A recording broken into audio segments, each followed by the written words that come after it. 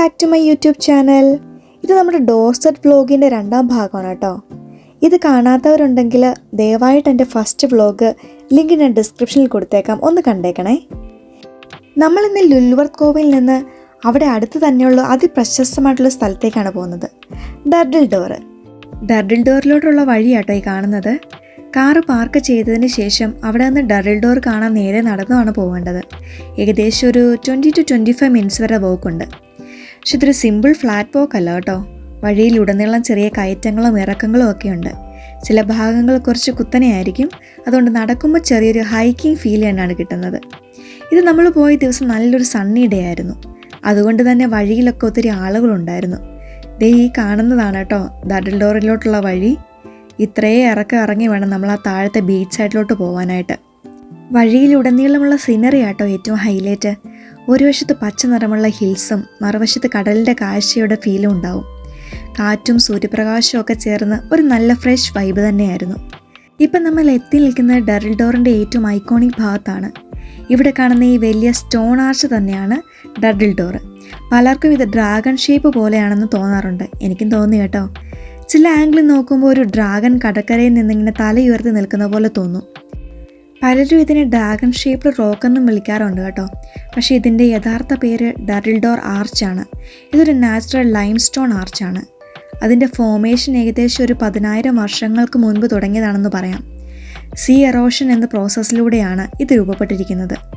അതായത് കടൽ തിരമാലകൾ വർഷങ്ങളോളം കല്ലിൽ തട്ടി ഗ്രാജുവലി കല്ല് കുത്തി മാറ്റുകയും സോഫ്റ്റ് പാർട്സ് സ്ലോലി ഇറോഡ് ആവുകയും ചെയ്തതാണ് ഈ ആർച്ച് രൂപപ്പെടാൻ കാരണം.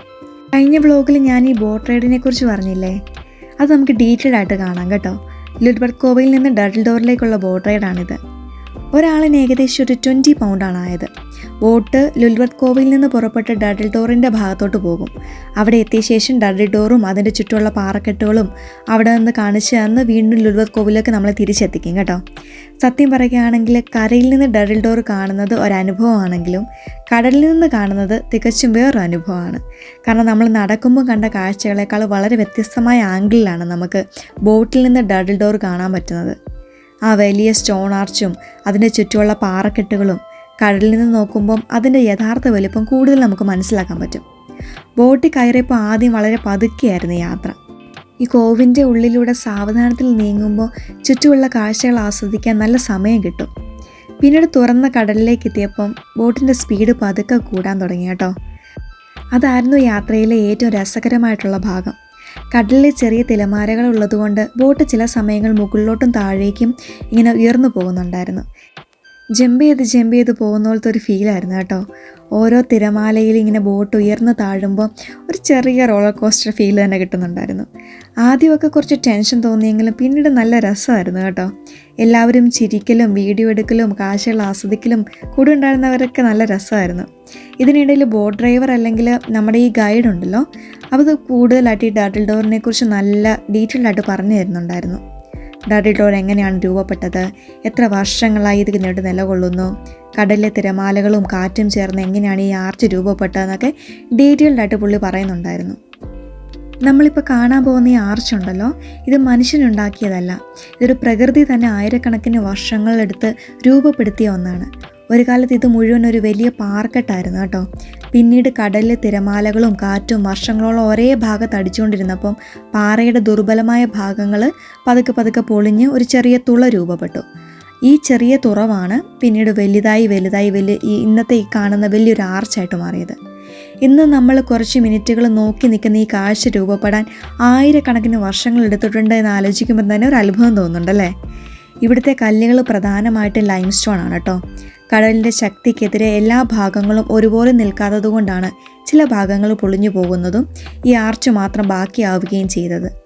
ഗൈഡ് പറഞ്ഞ മറ്റൊരു രസകരമായ കാര്യം എന്ന് വെച്ചാൽ ഡർഡിൽ ഡോർ സ്ഥിതി ചെയ്യുന്നത് ജുറാസിക് കോസ്റ്റിലാണ്. ഈ തീരപ്രദേശം ലോക പ്രശസ്തമാണ്, കാരണം ഇവിടെ ഭൂമിയുടെ കോടിക്കണക്കിന് വർഷത്തെ ചരിത്രം പാറയിലൂടെ വായിച്ചെടുക്കാനായിട്ട് നമുക്ക് സാധിക്കും. ഇവിടുത്തെ ചില പാറകളുടെ പ്രായം നോക്കിയാൽ മനുഷ്യർ ഭൂമിയിൽ വരുന്നതിന് വളരെ മുൻപുള്ള കാലഘട്ടത്തിലേക്ക് വരെ പോകുന്നുണ്ടെന്നാണ് പറയുന്നത്. ഇത് കേട്ടപ്പോൾ നമ്മളൊരു സാധാരണ ടൂറിസ്റ്റ് സ്പോട്ടിലല്ല വന്നതെന്നുള്ള ഫീല്, ഭൂമിയുടെ ചരിത്രത്തിൻ്റെ ഒരു ചെറിയ ഭാഗത്തിൻ്റെ മുന്നിൽ നിൽക്കുന്ന ഒരു ഫീലാണ് കിട്ടിയത്. അതേസമയം ബോട്ടിൽ നിന്ന് നോക്കുമ്പം ഈ ആർച്ച് ചില ആംഗിളിൽ ഒരു വലിയ ഡ്രാഗൺ തല ഉയർത്തി നിൽക്കുന്ന പോലെ തോന്നുന്നുണ്ട്. അതുകൊണ്ടാണ് പലരും ഇതിനെ ഡ്രാഗൺ ഷേപ്പ് പാറ എന്ന് വിളിക്കുന്നത് കേട്ടോ. സത്യത്തിൽ ഡ്രാഗണുമായിട്ട് തന്നെ നേരിട്ട് ബന്ധമൊന്നുമില്ലെങ്കിലും കടലിൽ നിന്ന് കാണുമ്പം ആ ഒരു രൂപസാദൃശ്യം നന്നായിട്ട് നമുക്ക് മനസ്സിലാക്കാൻ പറ്റും. അതുകൊണ്ട് തന്നെ ഇവിടെ എത്തുന്ന പലരും കരയിൽ നിന്ന് മാത്രം കാണാതെ ബോട്ട് റൈഡും തിരഞ്ഞെടുക്കാറുണ്ട്. കാരണം ഈ കാഴ്ച നമുക്ക് ഏറ്റവും നല്ല രീതിയിൽ നല്ലൊരു ആംഗിളിൽ കടലിൽ നിന്നാണ് കിട്ടുന്നത്. ഇതിനടുത്ത് ബോട്ട് എത്തിയപ്പം കുറച്ച് സമയം സ്പീഡ് കുറച്ച് എല്ലാവർക്കും ഫോട്ടോ എടുക്കാനും വീഡിയോ എടുക്കാനും ഒക്കെ അവസരം കൊടുത്തു കേട്ടോ. ആ സമയത്താണ് ഡറിൽഡോറിൻ്റെ യഥാർത്ഥ ഭംഗി നമുക്ക് കൂടുതൽ മനസ്സിലാവുന്നത്. കുറച്ച് സമയം അവിടെ ചെലവഴിച്ചതിന് ശേഷം ബോട്ട് വീണ്ടും ലുൽവത് കോവിലോട്ട് തിരികെ യാത്ര തുടങ്ങി കേട്ടോ. തിരിച്ചു വരുമ്പോഴും അതേ സ്പീഡിലുള്ള റൈഡ്, കടലിൻ്റെ കാറ്റ്, മനോഹരമായ കാഴ്ചകൾ എല്ലാം ചേർന്ന് ഈ യാത്രയുടെ അവസാന ഭാഗവും ഒരുപോലെ ആസ്വദിക്കാനായിട്ട് പറ്റി. സത്യത്തിൽ ഡറിൽഡോർ സന്ദർശിക്കുന്നവർക്ക് സമയമുണ്ടെങ്കിൽ ഈ ബോട്ട് റൈഡും കൂടെ ഒന്ന് പരീക്ഷിച്ച് നോക്കാവുന്നതാണ് കേട്ടോ. നല്ലൊരു അനുഭവമായിരുന്നു. കാരണം ഇതൊരു സാധാരണ ബോട്ട് റൈഡ് ഫീൽ അല്ലായിരുന്നു. ഡറിൽഡോറിനെയും ജുറാസിക് കോസ്റ്റിനെയും മറ്റൊരു കാഴ്ചപ്പാടിൽ നല്ലൊരു വ്യൂവിൽ നമുക്ക് കാണാൻ പറ്റും. ഒരു കാര്യം പ്രത്യേകം പറയണം, ഡറിൽഡോറിലേക്ക് നടക്കാനുള്ള വഴി വളരെ മനോഹരമാണെങ്കിലും ചില ഭാഗങ്ങളിൽ ഈ കുത്തനെയുള്ള ഇറക്കവും കയറ്റമൊക്കെ ഉണ്ട് കേട്ടോ.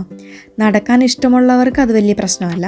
പക്ഷേ ചെറിയ കുട്ടികളായിട്ടോ മുതിർന്നവരൊക്കെ ആയിട്ടോ അല്ലെങ്കിൽ അധികം നടക്കാൻ ബുദ്ധിമുട്ടുള്ളവരൊക്കെ ആയിട്ട് യാത്ര ചെയ്യുവാണെങ്കിൽ ചിലപ്പോൾ ആ ഭാഗം കുറച്ച് ബുദ്ധിമുട്ടായിട്ട് തോന്നും. അപ്പോൾ അങ്ങനെയുള്ളവർക്ക് ഈ ബോട്ട് റൈഡ് വളരെ നല്ലൊരു ഓപ്ഷനാണ് കേട്ടോ. കാരണം ലുൽവത് കോവിൽ നിന്ന് നേരിട്ട് ബോട്ടിൽ കയറി ഡറിൽഡോറിൻ്റെ ഭാഗത്തേക്ക് വരാനും പറ്റും. അങ്ങനെ ആ കുത്തനെയുള്ള കയറ്റവും ഇറക്കവും നേരിടാതെ തന്നെ ഡറിൽഡോറിൻ്റെ ആ മനോഹരമായിട്ടുള്ള കാഴ്ചകളൊക്കെ നമുക്ക് കാണാനും പറ്റും. സത്യത്തിൽ കടലിൽ നിന്നുള്ള കാഴ്ചയും വളരെ വ്യത്യസ്തമാണ്. അതുകൊണ്ട് നടക്കാൻ ബുദ്ധിമുട്ടുള്ളവർക്ക് മാത്രമല്ല, ഒരു വേറിട്ട അനുഭവം ആഗ്രഹിക്കുന്ന ആർക്കാണെങ്കിലും ഈ ഒരു റൈഡ് നല്ല ചോയ്സാണ്. അതേസമയം നമ്മൾ പോയ ദിവസം കണ്ട ഒരു കാഴ്ച എന്തെന്നാൽ ആ കുത്തനെയുള്ള വഴിയാണെങ്കിലും ഒത്തിരി ആളുകൾ അവിടേക്ക് നടന്നു പോകുന്നുണ്ടായിരുന്നു.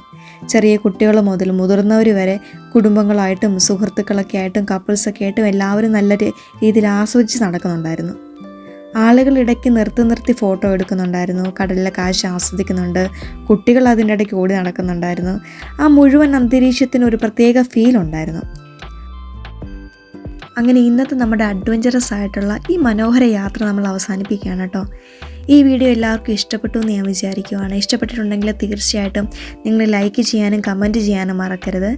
നിങ്ങളോട് എപ്പോഴും ഇങ്ങനെ കമൻറ്റ് ചെയ്യുന്നത് എന്തിനാണെന്ന് പറയുന്നത് വെച്ചാൽ ഇത് ഞങ്ങൾക്കൊരു മോട്ടിവേഷനാണ്. കൂടുതൽ വീഡിയോസ് ഇടാനും അത് പ്രിപ്പയർ ചെയ്യുമ്പം നിങ്ങളൊക്കെ ഇങ്ങനെ ഇഷ്ടപ്പെടുന്നുണ്ട് എന്നുള്ളൊരു കമൻറ്റൊക്കെ കാണുമ്പോൾ ഭയങ്കര സന്തോഷമാണ്. അപ്പോൾ നിങ്ങൾ ഇഷ്ടപ്പെടുവാണെങ്കിൽ പ്ലീസ് ഡു കമൻറ്റ് ആൻഡ് ഇത് നിങ്ങളുടെ ഫ്രണ്ട്സിനും ഫാമിലിക്കൊക്കെ ഷെയർ ചെയ്യാനും മറക്കല്ലേ. മറ്റൊരു വീഡിയോയിൽ നമുക്ക് വീണ്ടും കാണാം. ബൈ.